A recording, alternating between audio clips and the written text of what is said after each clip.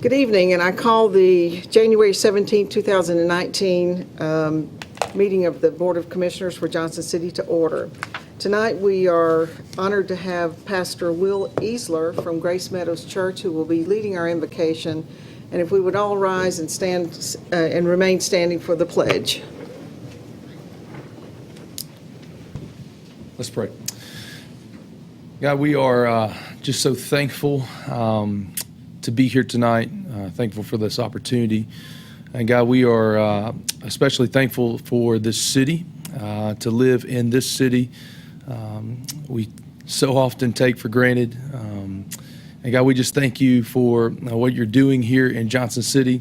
And God, for these that are before us, the leaders of this city, God, we just pray that your hand would be upon them, that you would give them wisdom and discernment in leading this community and this city for the betterment of the people in this community. God, we just pray that you would do great and mighty things in this city, that your name would be made great in this city. And God, that this would be a city that burns for you. And so, God, we thank you. We pray for this meeting tonight, that you would bless it, that your hand would be upon it, and just great things would be done tonight. And God, we thank you for all that you have done for us, all that you provide for us, and all that you blessed us with. And so, God, we thank you, and thank you for this time tonight. Bless this time in Jesus' name. Amen.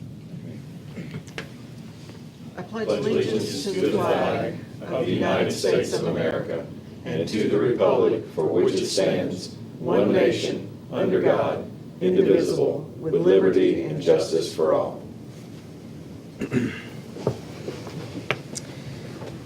Mr. Peterson.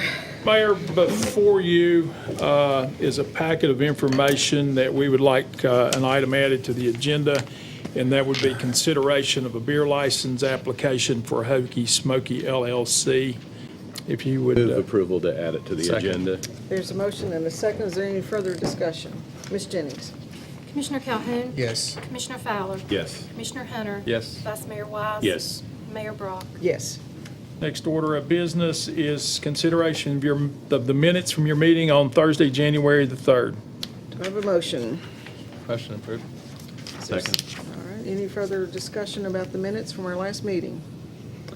Ms. Jennings? Commissioner Calhoun? Yes. Commissioner Fowler? Yes. Commissioner Hunter? Yes. Vice Mayor Wise? Yes. Mayor Brock? Yes.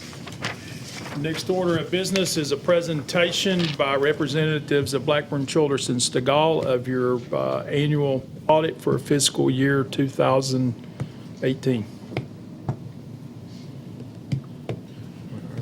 The auditors aren't here. We can circle back to that. Why don't we go ahead and do our next section on licenses? and we'll bring them Licenses, the back in. first being consider approval of the certificate of compliance for H&S Liquor Incorporated, doing business as AAA Package Store located at 910 West Market Street. The appropriate reviews have been made, finding no disqualifying factors. Again, I would remind you, all you're certifying is that they meet all the local laws and ordinances. You are not approving the liquor license. Move approval. Is there a second? Second. Further discussion? Ms. Jennings? Commissioner Calhoun? Yes. Commissioner Fowler? Yes. Commissioner Hunter? Yes. Vice Mayor Wise? Yes. Mayor Brock? Yes. The next order of business will be consideration of a beer license application for Hokey Smokey LLC, doing business as Hokey Smokey Brisket and Barbecue located at 2104 West Mountcastle Drive. This is consideration of a Class 1 on-premise beer license. It meets the planning department requirements. There are still a couple of deficiencies that need to be addressed, primarily the cleaning and inspection of the hood associated with the cooking area. We would recommend that this license be approved contingent upon the permit not being issued until all deficiencies have been adequately addressed. Okay. Is the applicant present? Yes. If you'd come forward, please, and state your name and address.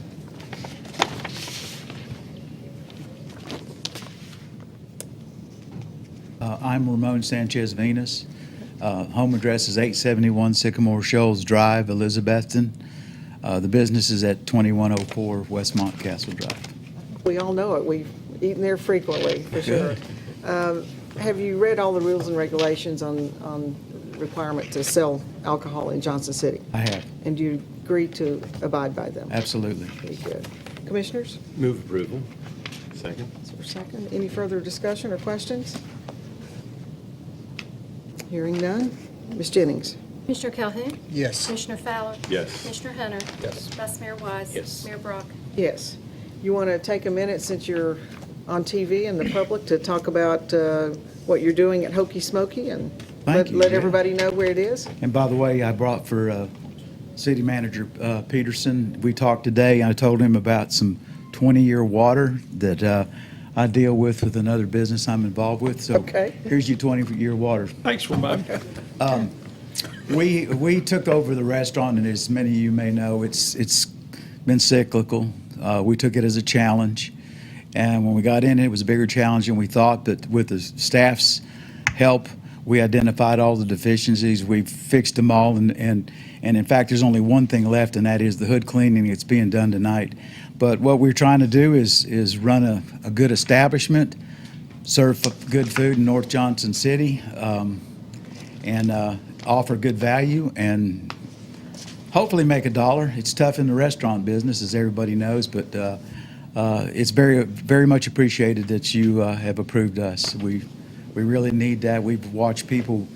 The transfer. I will say one thing: the transfer of a business is kind of a difficult process when you've got something like Hokey Smokey. It's taken us 90 days on this journey, but mainly it was the things we had to come in compliance with. The staff has been wonderful in helping us see the things that had been neglected for years there. We're the better for it.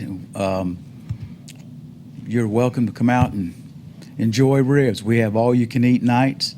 If you're really a rib person, we have all-you-can-eat ribs. So What night? we're doing Thursdays still? Thursday and Sundays. Thursday and But anyway, my point there was we were determined that no business across from the mall in the restaurant business should fail. So You're right. it's just, it was beyond us why it sat that way and was about to become empty again. So we took it over, and people didn't know that it had changed hands. And so thank you very much. If you don't mind, when we're done with this, we're going to go back to the restaurant. We've got a pretty good crowd there tonight, and we want to make You don't sure want to people sit through the are. rest of No, this? you're welcome. But thank you I'd so love to much. hear what Hank Carr has to say, but. Well, thank you very much, and I'm sure as you've been working with our staff, you've given some input as well that we can all, work on our processes and procedures, so we appreciate that. Somebody's been talking to you. All right, good luck. Thank you. Okay, Good appreciate luck. it. Thank you. Your next order of business is consider approval of the reappointment of Scott Wiseman to the EMS Board of Directors as the volunteer representative from the Rescue Services. This is a bylaws designated position that someone from Rescue Services fill that position. Having worked with Scott on that board for the last however many years, he's always there, he's always engaged and informed, and does a real good job representing Rescue Services. Good, thank you. Commissioners? Move approval of his reappointment. Second. Motion and a second. Any other questions about Mr. Wiseman? Ms. Jennings? Commissioner Calhoun? Yes. Commissioner Fowler? Yes. Commissioner Hunter? Yes. Vice Mayor Wise? Yes. Mayor Brock? Yes. Next order of business is approval of the consent agenda. Commissioners, are there any items that we would like to pull for public discussion? Commissioner Calhoun? No, none. Vice Mayor Wise? No, ma'am. No. No. Commissioner Hunter? I'm good. Well, this is a quick agenda then.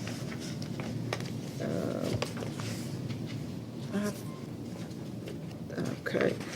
Hearing none, then is there a motion to pass the consent agenda? Move for approval. Second. Motion and a second. Any further discussion? Ms. Jennings? Commissioner Calhoun? Yes. Commissioner Fowler? Yes. Commissioner Hunter? Yes. Vice Mayor Wise? Yes. Mayor Brock? Yes. Your next order of business will be consideration of ordinances on second reading, beginning with ordinance number 4675-18. Mr. Peterson, before staff begins, first off, I think the next four are all, the next four are all related to the same Yes, set sir. of parameters, so maybe we could consolidate the presentations so that we hear it once for all four. I also need to recuse myself because I am an interested party in one of them, and since they're all kind of part of the same request, I won't be participating. Yes, sir. Vice Will do. Mayor. Okay. Ordinance number 4675-18. An ordinance to amend the zoning map of the city of Johnson City, Tennessee, being part of the appendix to ordinance number 1519, entitled "An Ordinance to Adopt a Code of Laws and Ordinances for the City of Johnson City, Tennessee, and to repeal all laws and ordinances in conflict therewith and amendatory thereof by changing from I-1 Light Industrial District to B4 Arterial Business District, certain property located at 121 Ridge Drive." Is ready for your consideration on second reading and public hearing. Mayor and Commissioners, before you is a request to rezone 4 abutting properties along Boone Ridge Drive and Boones Creek Road. 3 of these properties located at 121 Boone Ridge Drive, 119 Boone Ridge Drive, and 2849 Boones Creek Road are all zoned I-1 Light Industrial. The property owners at each of these locations have requested rezoning to B4 in order to align the zoning with the current land use. The buildings currently located at, as shown here, 121 Boone Ridge Drive and 119 Boone Ridge Drive are both currently used as offices, and this vacant property at 2849 Boones Creek Road is undeveloped with significant potential for commercial development. This area of the Boones Creek Road corridor is characterized currently by commercial development, and as you can see here, the future land use map has this area designated for commercial development. The 4th rezoning is staff initiated, and it's in order to rezone a portion of the property located at 129 Boone Ridge Drive from I-1 to R5, high-density residential. The property is currently split zoned. As you can see here, this is all one piece of property. This is R5, this is I-1. Property is currently split zone, is owned by the Sequoia Council of the Boy Scouts of America. The majority of this property currently has a Boy Scout center located on it. This stem serves as a private drive. The split zone is not necessary, as this stem serves as neither a transition nor a buffer zone. The R5 zoning makes sense because the majority is R5 and it's compatible with the property immediately north, which currently has an apartment complex located on it. And the Planning Commission, its December 11th, 2018 meeting recommended rezoning 121 and 119 Boone Ridge Drive, 2849 Boones Creek Road from I-1 to B4 in order to align the zoning with its current land use and future land use designation. Planning Commission also recommended to rezone the stem section of 129 Boone Ridge Drive from I-1 to R5 to eliminate the unnecessary split zoning and to eliminate and avoid any split spot zone and an I-1 spot in between the R5, PB, and B4 zoning districts. All right, very good. Are there any other questions of staff before we open the public hearing? Thank you very much. We'll have to do public hearing on each one of the parcels. Yes, ma'am. Okay, so I will open the public hearing to 121 Boone Ridge Drive, which is ordinance 4675-18. Approach and please state your name and address, please. My name is Hank Carr. I reside at 3326 Bondwood Circle. I represent the property owner at 121 Boone Ridge Drive, and it's a lot of fun to be here and talk about new projects in Boones Creek. It's been a long time coming, and I think you're going to see a lot of great things out there. This one's an easy one. I don't always get the privilege of bringing easy ones down here, but some of the past ones haven't been quite so much fun. But what I really think is pretty nice about this, I think, you know, sometimes the staff gets dinged for being difficult to work with, and really, in this case, they kind of help put this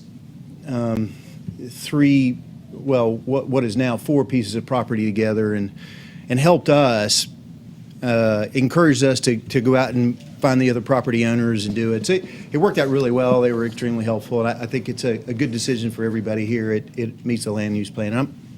I'll answer any questions you have, and I won't address you any more tonight about this. I don't think there would be any, but I'm certainly happy to answer questions. So I'm assuming you're speaking for the approval. Yeah, I am. I support the approval, obviously. Thank you. Okay. Any other questions of Mr. Carr? Okay, thank you. Thank you. Is there anyone else to speak for or against 121 Boone Ridge Drive? Seeing no one, I will close the public hearing, and I will open the public hearing on, yeah, thank you. That'll help things. Is there a motion on 121? Move for approval? Second. All right, motion and a second. Any further discussion? Ms. Jennings? Commissioner Calhoun? Yes. Commissioner Fowler? Yes. Commissioner Hunter? Yes. Vice Mayor Wise? Abstain. Mayor Brock? Yes. Okay. Now, Next order of business is consideration of ordinance number 4676-18. An ordinance to amend the zoning map of the city of Johnson City, Tennessee, being part of the appendix to ordinance number 1519, entitled an ordinance to adopt a code of laws and ordinances for the city of Johnson City, Tennessee, and to repeal all laws and ordinances in conflict therewith and a mandatory thereof by changing from I-1 Light Industrial District to B-4 Arterial Business District, certain property located at 119 Boone Ridge Drive. Commissioners, are everyone happy with the introduction we had on the other property? Okay, then we'll move directly into public input. I will open it. Is there anyone here to speak for or against 119 Boone Ridge Drive? Seeing no one, I will close public hearing. Commissioners, Move for approval? Second. motion and a second. Any further discussion? Ms. Jennings? Commissioner Calhoun? Yes. Commissioner Fowler? Yes. Commissioner Hunter? Yes. Vice Mayor Wise? Abstain. Mayor Brock? Yes. Next order of business is consideration of ordinance number 4677-18. An ordinance to amend the zoning map of the city of Johnson City, Tennessee, being part of the appendix to ordinance number 1519, entitled an ordinance to adopt a code of laws and ordinances for the city of Johnson City, Tennessee, and to repeal all laws and ordinances in conflict therewith and a mandatory thereof by changing from I-1 Light Industrial District to B-4 District, certain property located at 2849 Boones Creek Road. Ready for your consideration on second reading after public hearing. Okay, likewise, the overview is sufficient. I will open the public hearing on 2849 Boones Creek Road. Is there anyone here who would like to speak for or against? Seeing no one, I will close the public hearing. Commissioners, Second? motion and a second. Any further discussion? Ms. Jennings? Commissioner Calhoun? Yes. Commissioner Fowler? Yes. Commissioner Hunter? Yes. Vice Mayor Wise? Abstain. And Mayor Brock? Yes. Next order of business is consideration of ordinance number 4678-18. An ordinance to amend the zoning map of the city of Johnson City, Tennessee, being part of the appendix to ordinance number 1519, entitled an ordinance to adopt a code of laws and ordinances for the city of Johnson City, Tennessee, and to repeal all laws and ordinances in conflict therewith and a mandatory thereof by changing from I-1 Light Industrial District to R5 High Density Residential District, a portion of certain property located at 129 Boone Ridge Drive is ready for your consideration on second reading after public hearing. I'll open the public hearing on 129 Boone Ridge Drive. Is there anyone here who to speak for or against? Seeing no one, I'll close public hearing. Commissioners, Move for approval? Second. motion and a second. Any further discussion? Ms. Jennings? Commissioner Calhoun? Yes. Commissioner Fowler? Yes. Commissioner Hunter? Yes. Vice Mayor Wise? Abstain. And Mayor Brock? Yes. Your next order of business is consideration and approval of the West Walnut Street Corridor redevelopment plan. Do we want to back, Or we want- she's here. Yeah, okay. let's go, let's come back on, let's- up and, yes. At this time, we'll have a presentation from our auditors at Blackburn Childerson Stegall on the results of your fiscal year 2018 financial performance. Thank you for having me, and I'm sorry I was a few minutes late. We were off a little on the time the meeting started, but We got through it quickly. my name is Tara Fenner. I'm a audit manager with Blackburn Childers in Stegall. I'm going to go over some of the highlights of the annual audit for 6/30/2018. In the very beginning of the report, the GFOA certificate is in there for the June 30, 2017 audit. This is a very nice achievement. It's something that the city has obtained for the last 17 consecutive years. Basically, it is an award that indicates that the city's financial reporting is up to very high standards. So that's a very nice achievement. So good job to Janet and the finance department. The opinion letter for the audit this year was a clean opinion. That is the first letter that's in the report that's on our letterhead. So that's the best that you can get. We had no issues that were of significance that we felt like would have been a material misstatement. There was a new GASB standard that was implemented this year for other post-employment benefits. So that did change some of the structure of the reporting in the financial statements, specifically with a prior period restatement where we had to book the full liability for any of the other post-employment benefits as if they had been recorded all along. Management's discussion and analysis is following the opinion letter. It is written by Janet and provides an opportunity for comparisons to previous years. It also allows for expansion of specifics with regard to capital assets and long-term debt activity for the city. Following that is the actual start of the financial statements. You have some of the government-wide financials, some of the highlights from those. The city's net position at the end of the year was $346,826,420, so that's very, very impressive. There were earnings across all funds, so net position increased a total of $29 million. And of that total net position, $302,743,000 is invested in capital assets. So those are your infrastructure items, buildings, your water and sewer lines, all of the stuff that basically makes our city function. The debt activity for the city is always a highlight as well. The city did pay down the debt during the year, over $16 million. Quite impressive, especially with having the increase to net position that you did on top of that. Could you say that again, please? $16,151,764. Down. Thank you. Paid on debt. There was no new debt issued during the year, and a significant portion of the debt that you do have out there is funded through water and sewer service fees, things like that, so it's not all tax funded. The city is at about 48% of the overall general obligation debt limit, so you haven't borrowed as much as you could, but you're at a really good place. You're able to pay back what you do have. For capital asset activity, a lot of construction in progress projects were started or completed during the year, specifically school roof replacements and energy upgrades, Freedom Hall renovations, and a lot of infrastructure and water sewer line projects were started or completed during the year. There were also purchases of land, the hands-on property, several police vehicles, Freightliners, solid waste trucks, and buses, as well as a lot of other large equipment items. So those are things that translate into what the public sees. They're going to improve services and facilities in the city. For federal grants, there was over $15.5 million received and expended during the year for things like education, food service, police and public service, community development, transit, and transportation.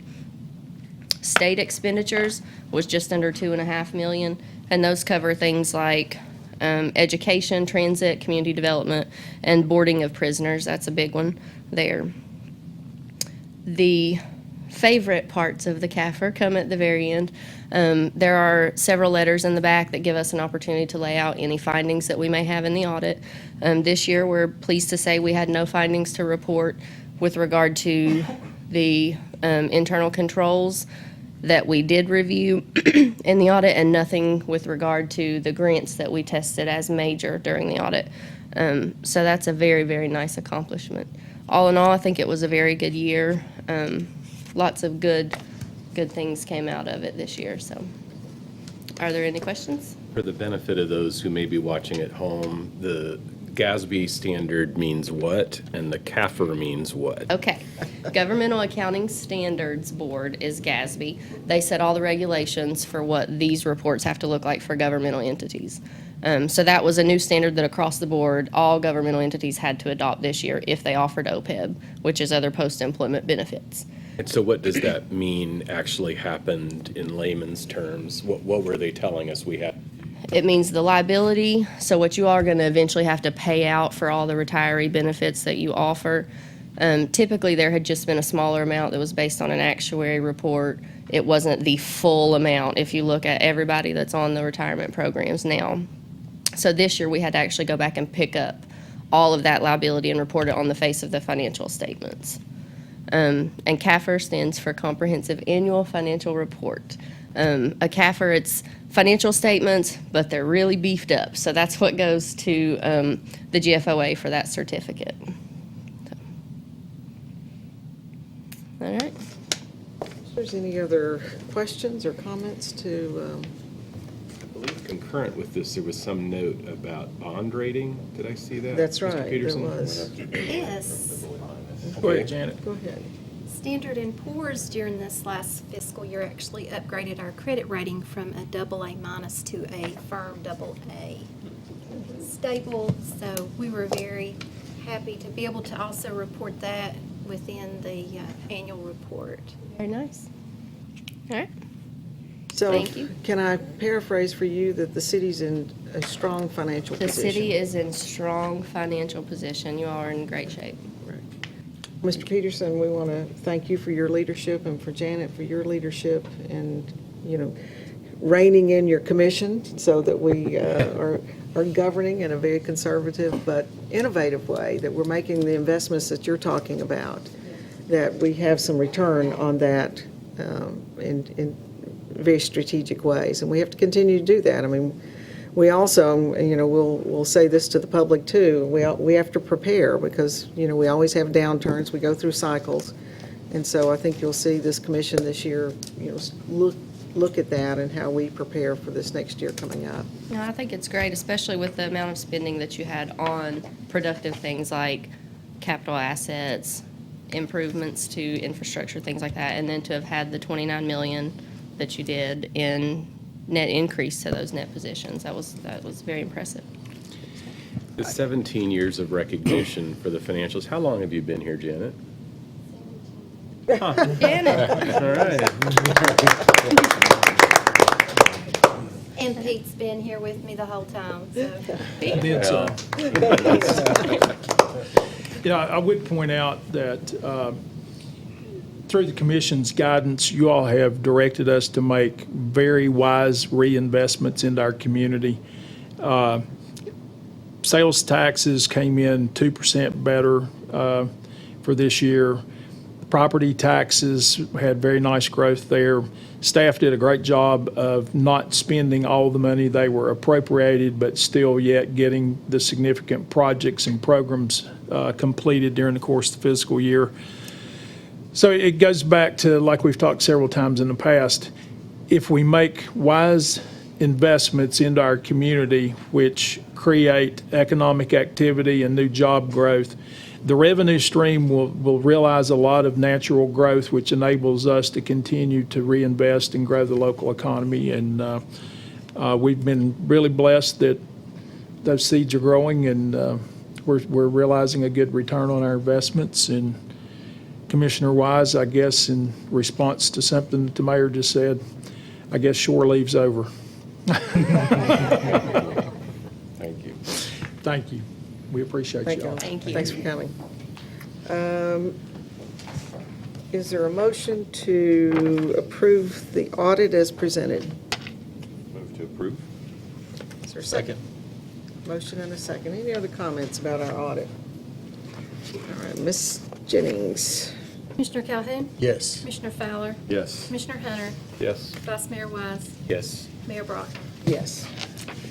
At this time, we will present to you the West Walnut Quarter redevelopment plan for your consideration and approval. Preston, please, sir. Thank you, sir. Mayor, Commissioners, The Development Services Department is excited and proud to bring to you today the West Walnut Street Corridor Redevelopment Plan, a plan that has received unanimous recommendation by the Planning Commission. And want to give you just a brief overview of the plan. For the benefit of the public and for those of you who may be even new commissioners, this is not a request to adopt an ordinance. This is not law. This is a plan. This is policy. And so if you adopt this, what this is this is a roadmap for you. This is a roadmap for the City Commission and for the community that says that this is how we want the West Walnut Corridor to grow and change and develop over time. You will make financial decisions based on this plan, land use decisions based on this plan, zoning decisions based on this plan. So that's exactly what this is. This is a long-range vision. So we are excited to bring this to you today. I want to make a couple of acknowledgments. When this process began, we sought the services of a private consultant, Kimley Horn and Associates. They've done quite a lot of work with the city in the past. They are a very talented engineering firm.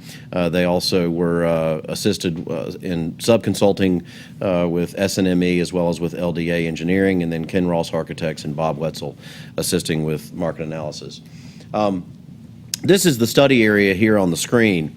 This is a Google image looking from downtown westward towards ETSU campus. So you can see downtown here in the bottom right-hand side of the screen. This street right here, or this road, is State of Franklin that runs up through the screen, and West Walnut is the parallel road running just south of State of Franklin. So here's the corridor, and the study area extends from Buffalo Street along West Walnut all the way up to University Parkway. Also includes this section of Ash, as well as the little Lynn Street, which looks and behaves more like an alley back up here in between the Southside neighborhood and the study area. So this goes back as far as, and I learned earlier in the workshop, as far back as even 2015. Understand that there was a lot of work beginning then. And ultimately in December of 2016, you all established the West Walnut Street Task Force made up of these individuals. Mayor Jenny Brock and Vice Mayor Joe Wise were on that task force, as well as Bob Cooper, one of your planning commissioners, and a number of other stakeholders and community leaders. When this process began in 16 and then carried throughout 2017 and then ultimately through the first part of 2018, there was a robust public engagement process. And that's very important anytime you're going to do any kind of a plan, whether that's a corridor plan or even a full update to your comprehensive plan. It is important and it is a must to have public feedback in the development of that process. So that's the sponge opportunity, I call it. And so there were a number of exercises undertaken during the public engagement. One was a challenges and assets exercise. Another one is what's called SWOT, or strengths, weaknesses, opportunities, and threats. And so you'll see up here on the top left-hand side, the strengths were identified in terms of proximity to the university as well as to downtown, community attractors within the corridor. Weaknesses that were identified were stormwater problems and some traffic concerns along State of Franklin, as well as parking challenges. And then opportunities in the area were opportunities for potential redevelopment over time, such as large vacant sites, maybe even the large parking lot between the library and Harmon Ice. We all know that Model Mill is under redevelopment right now, which is very exciting for the corridor, and then other opportunities for redevelopment in the area. Also part of this process, there was an existing condition survey, and this is a must. You have to be able to go out, see what's on the ground now before you can make a plan for the future. And so I'll just touch on a couple of these, but things that were identified range from mixed suburban versus urban development pattern. You can see that driving down the street from the McDonald's heading towards downtown. A confusing relationship between the public and private realm, and that really is found through the loss or through too much curb cuts. There's a blending there of the public and private realm, and that needs to be repaired. Traffic and safety concerns on both the west side as well as along State of Franklin, stormwater and flooding concerns, utility issues, parking, some of which I've already mentioned. And so ultimately, in the summer of 2018, after several drafts and several versions, Kimley Horns supplied the Development Services Department and the Planning Commission with this final draft, and you have it here before you on the screen. You've been provided copies, and there are also hard copies in our office, so if anyone from the public wants to come and see this plan, finger through it, read much of the information that's been provided within and the recommendations. We are happy to have them come by, take a look. Would love to share that with anyone and everyone. So again, there's a tremendous amount of detail here on this map, even though this is only one screen. We won't go into all of the detail today, but there are a number of recommendations. Recommendations from stormwater improvements to street design improvements to parking improvements, open space provisions, and the list is quite lengthy. One of the recommendations is a complete redesign of Walnut Street itself. And so you can see here what West Walnut Street could look like if redesigned. This would be within the existing right-of-way, so there would be no need to purchase additional right-of-way from any of the adjoining property owners. This is a 60-foot right-of-way that would have 2 lanes here and parallel parking, as well as dedicated bike lanes, 2 dedicated bike lanes, in addition to wide urban sidewalks. So again, this past summer, the Planning Commission called a special meeting, and they were unanimous in their recommendation to you to approve. They did have several directives. One is to continue to work on and update and improve our West Walnut District form-based code. They also are seeking a traffic analysis on traffic issues at the western end where University Parkway intersects with the corridor. They are looking for a curb cut consolidation plan. That's that part I was talking about where the public and private realm, there's too much blending there. Citywide bike ped plan, which is a little bit separate issue, but something that we can look at for goal setting in the future, and then a parking plan as part of this. So I believe that's it, but again, the staff and Planning Commission do recommend this plan to you. It comes with an action plan that has been provided by the consultant. That action plan is something that is a recommendation. It can change. It is not in stone, and so as you make financial and budget decisions in the future, not only for FY20 but future fiscal years, we can rely on this document, but then also we can constantly mold and update this document. So we bring this to you, Mayor, and thank you very much. Very good. This is an exciting opportunity for Johnson City as we look at how we do this over time. It's not going to be something that's going to happen overnight. And Mr. Peterson, maybe you can address some of the infrastructure issues that we probably are going to be facing first, and the fact that much is happening over there already. Right. And so we don't have the leisure of getting everything done before the development occurs. The development is occurring, and we need to, figure out how we do the infrastructure, at this time. So why don't you just kind of talk about that a little bit? So. Okay, yes, ma'am, thank you. This is going to be one of the more significant reinvestments in our community that's going to happen in a long time. We've all seen the results that we've gotten downtown with our reinvestment, and the plan and the desire behind this is to link the university with the redevelopment and the reinvestment we've already made downtown to continue to foster and encourage new jobs, new businesses, and redevelopment of a section of our town that is ready for redevelopment.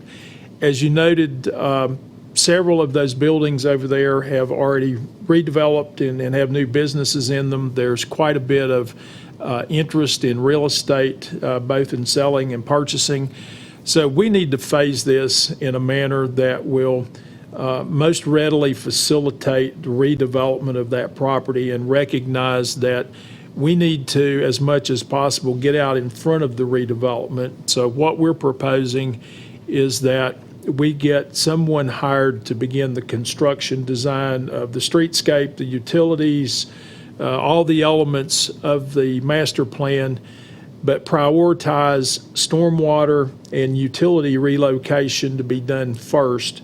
That way, as new buildings are built and existing buildings are renovated, when they go to make utility connections, they're connecting to the new utilities rather than the utilities that are now in place that are getting ready to be replaced, which could result in additional costs for us in terms of the construction over there. So in your budget currently in place for FY19, there's an appropriation of $700,000 in anticipation of the approval of this master plan, which will allow us to engage an engineering firm to begin construction documents. There hopefully would be some of that money available for some property acquisition if the opportunity presents itself. As the mayor pointed out, this isn't something we're going to do in 2 or 3 years. This is a really, really big project. For those of you that are in and out of Knoxville, picture Cumberland Avenue and how that street was rebuilt. I mean, we're basically going to go in there and rip the street out and start over. And it's going to involve a lot of coordination with business owners and with traffic patterns, but it will reap huge results once the investment and the reconstruction is completed. So we would ask that you approve the master plan and authorize us to proceed with seeking proposals for construction design, and we look forward to getting this started quickly. Peterson, would you comment, when you talk about ripping the street out and starting over, that's not entirely a result of the West Walnut Street project? No, That's sir. a need that exists regardless of a broader plan, and the same for utilities. Could you talk, if we didn't have a comprehensive plan, what are some of the public infrastructure needs associated with Walnut Street without regard for this particular plan? Yes, sir. One element would be stormwater. As we know, we've already got stormwater issues along the northern side of Walnut Street between there and State of Franklin. We also have aging sidewalks and curbs and gutters that need to be repaired and replaced. Walnut Street is a very old street, and the subsurface improvements underneath the pavement are aging and deteriorating. There were old trolley tracks in that street way back. We took those out. We still experience places in Walnut Street, and all of us have driven over them, where there's a pothole and there's mud oozing out of Walnut Street, and we've all done it. Those are most likely places to where some of the wooden cross ties that are still underneath the street are deteriorating. There's an old concrete street there that's cracking up and deteriorating. So most streets, we try to get somewhere between 20, 30 years life out of a resurfacing. Historically, for the last, 25 years plus that I've been here, we have to repave Walnut Street probably every 7, 8, 9 years, something like that. So that street really needs to be rebuilt. It's on the list to rebuild the street. You've got the same situation especially with water and sewer utilities. Some of those utilities are 7,500 years old. They work. We don't have any problems with them, but we have found when distribution and collection lines reach that age, they require more repair than what we would like, so all that needs to be replaced. So, very good point. It's going to involve rebuilding everything, but we're going to end up rebuilding everything over there either incrementally, or we can do it comprehensively with a project like this, and we'll achieve much better results with a comprehensive approach. You mentioned the city perhaps purchasing some land. It's not to go into business over there, but it's property that might be needed for stormwater Stormwater, parking, those types of things, yes, ma'am.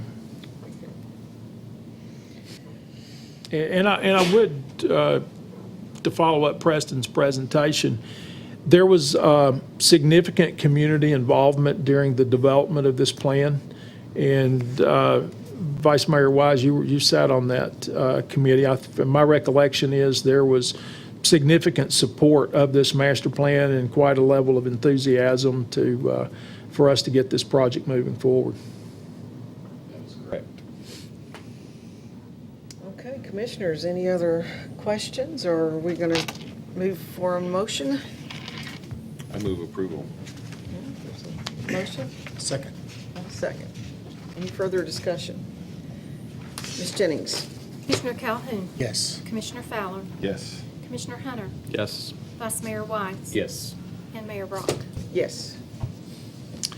Next item on your agenda is my manager's report. A couple of things I'd like to bring to your attention. A reminder that the elected bodies of Bristol, Kingsport, and Johnson City will be going to Nashville February 4th and 5th to meet with our legislative delegation and various officials of the state of Tennessee to present our Tri-Cities legislative agenda and to get briefed on legislative happenings in Nashville. I guess it was the last meeting, you all appointed me as your representative on the Airport Authority. The Authority Board met last week and had interviews with 3 different candidates for the airport director's position. A job offer has been made, and the Airport Authority Board will meet next Thursday to review the terms and conditions of the contract. I haven't seen it to this point, so I really can't give you a lot of details on what's in the contract, but I will keep you apprised as that continues to move forward. We just did the audit for FY18. The staff and I are actively in discussions about the FY20 budget. So the process has started, and as you all are aware, we started talking about budget calendars Monday night.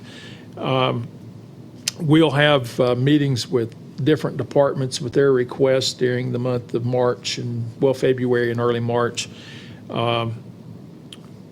Basic directions this year to the staff have been jokingly, money doesn't grow on trees. Be reasonable with your request.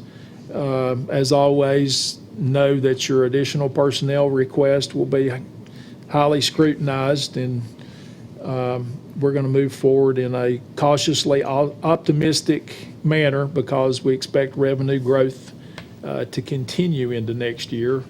But we want to make sure that any additions or changes to our budget continue to produce a good return on investment. So budget process is underway. And just a couple things I've got planning working on is, of course, the West Walnut Street quarter plan. And we've also had some discussions about developing some regulations dealing with 5G deployment and scooters. I think those are 2 issues that we're going to be faced with requests for deployment of scooters and 5G. And if we don't have any regulations in place before the requests come in, we have no choice but to tolerate it pretty much in whatever fashion it's presented to us. So we're going to try to bring you something for consideration to where we can have some level of control on that deployment and the advancement of those technologies. What do you anticipate the timeline of that recommendation being? Probably month, 6 weeks. 6 weeks. Okay. Yes, sir. Yes. We have to, First reading in 6 weeks, or what would happen in 6 weeks? it would be first reading. we are having to develop both ordinances from scratch. I mean, yes, there is not a need to reinvent the wheel. There are other communities that have developed similar ordinances. There's a lot of background and data into how communities have begun to address the 5G deployment, especially in your larger metro areas where they've already begun to see deployment. So we have a lot to pull from. We just need to customize it and hybridize it for ourselves. Looking at the calendar, yes, if it's the middle of January right now, I would guess middle of February before we have first reading on it. But Mr. Peterson has established it as a priority on my calendar. The 5G is related to mobile service? It is. It is related to mobile cell service. This is the next step from 4G. The big difference between 4G and 5G is what's called latency, and it's the drop. If you're using your cell phone and you notice that it tends to spin on you, there's just so much data out there, and so it tends to hang. And so the 5G deployment's going to help deal with the massive amount of data that we not only deal with now, but it's coming. Yeah, that's the good news. Yeah. The challenging news is, it only works for line of sight. So the initial deployments that I have seen typically involve a box about the size of a dorm room refrigerator that's hung on utility poles about every 400 or 500 feet. Wow. So you can imagine what that may That begin to sounds look like. delightful. That would be very, very aesthetic. And Underground. Yeah, how's that work? well, if we get regulations in place, we can begin to address some of that. But the FCC and the court systems have continually ruled in favor of the telecommunications companies in terms of trying to make it easy on them to deploy this technology. Now, the technology is great. I mean, with the direction technology is going, you really want 5G technology. We just need to make sure that we control the appearance of that deployment as much as we can to keep it to an acceptable level to the people we work for. So there'll be more to come. I have, on a fairly regular basis, been in discussions with my counterparts in Bristol and Kingsport, and in addition to the multiple other conversations ongoing about regionalism, Jeff and Bill and I talk fairly regular about things that we can do together and have done together. So there's the regionalism discussion is happening at a lot of different levels, and there are already a number of things that the three cities do together jointly that we've never really talked about it a whole lot. We've just decided it was the right thing to do, and we've been doing it, and we'll continue to look for ways to promote the region as a whole. The Sports Science Center discussions continue. As we experienced a couple of meetings ago, we had some of our guests from Asia come in. Those discussions are continuing in Asia, and that project continues to seem to pick up more momentum by the week. So if we get something significant happening, be sure to report that to you. It looks like at this point there will be two different groups of folks from Asia come over and stay 2 weeks each this coming summer. And I think there's also discussions of potentially two different athletic groups coming over, perhaps a baseball and a basketball group to do some training in the area. So the relationship and the bond with Sports Science Center and is continuing to grow. That's a real good opportunity to develop a new industry in the area. The John Sevier Building at the JCDA executive meeting last week, they felt like they could get all the paperwork submitted to HUD to begin the approval process through HUD, and the sales agreement is still out there. And Commissioner Wise, you were there. Anything I'm forgetting? They are, I think, getting a contract extension because part of HUD is affected by the shutdown, and so that HAP contract renewal that's part of that conversation may be subject to delay for that reason. Yes, sir. But both parties are agreeable to extending the terms of the contract by some period of time. Right. We've got the results from our citizen survey in, which we'll be presenting to you at a meeting in the next couple of meetings. And I think did Laura forward the electronic version of that to you all this week? Yeah. Okay, I'll see if we can get the electronic version of that to you all. Very positive survey results based on what investments we've made over the last 4 or 5 years. We're doing the right things to get positive results from our citizens, and the approval rating, if you will, continues to increase. So we're very pleased with those results, and we'll have a full report for you at an upcoming meeting. Those are the highlights of what we've been working on amongst the day-to-day things for the last couple of weeks, and I'll be glad to answer any questions you may have. I was thinking about it when we were talking about the 5G, and it has nothing to do with anything on your report, but is there thought of putting Wi-Fi in Freedom Hall? There is Wi-Fi in Freedom Is there? Hall. Okay. That's the good news. The challenging news is when the Bucks are playing basketball and they're streaming the game, It takes it. they are eating all the bandwidth there is and then some.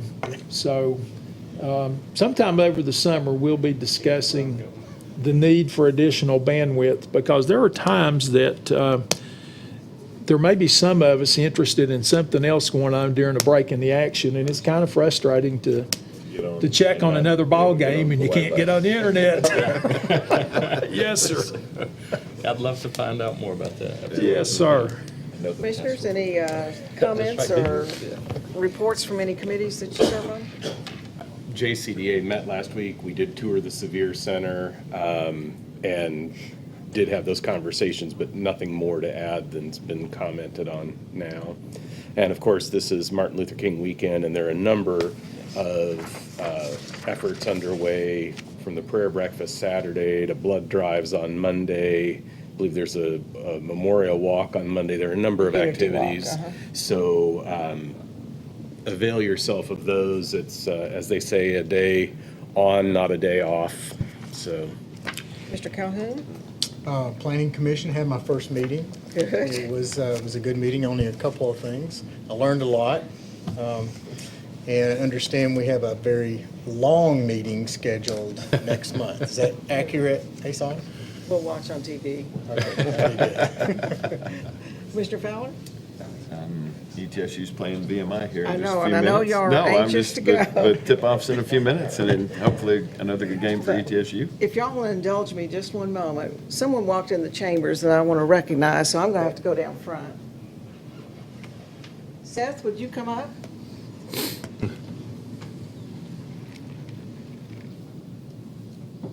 Come on up here. How you doing? Good to see you. Ladies and gentlemen, this is Seth Whitehead. Did you walk in the chambers knowing you were going to see your golf coach sitting up here? So why don't you tell us why you're here tonight? I'm here to get my citizenship badge. Very good. Well, did you learn anything from us up here? Mm-hmm. Okay. Well, do you have any questions for the mayor? Mm-mm. Maybe like how to hit a chip shot or something like that? The golf coach question's a different thing. This young man, I have been working with him since he was probably about 6 years old, I think. Is that right, Dad? He's an amazing golfer. All right. An amazing young man. And I'm so proud of you because you're going up through scouting and you're learning things the right way. So thank you so much. Glad you came up.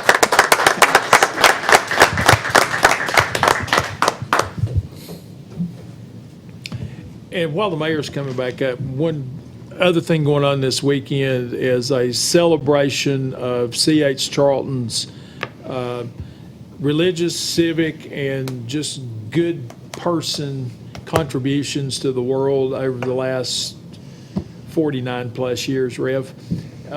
What a great contributor to mankind in our local community. Quite a significant life and untold thousands of people that he has helped and through the years. So we're really proud that he's here and has helped all of us. Yes, and we'll be doing a proclamation for Reverend Charlton, and when we were putting the proclamation together, we ran out of room. I think it's 2 or 3 pages Yeah, now. because of all of his, Yes, ma'am. yeah, but thank y'all. Anything else? Public Library Board met, so Oh, that was my first one. okay. And so just real quickly, you made a great hire with her, Julia, Ms. Turpin as well. And they're going to be going through a lean assessment to make sure that Right. they're utilizing staff and facilities as effectively and efficiently as possible. All right, meeting adjourned.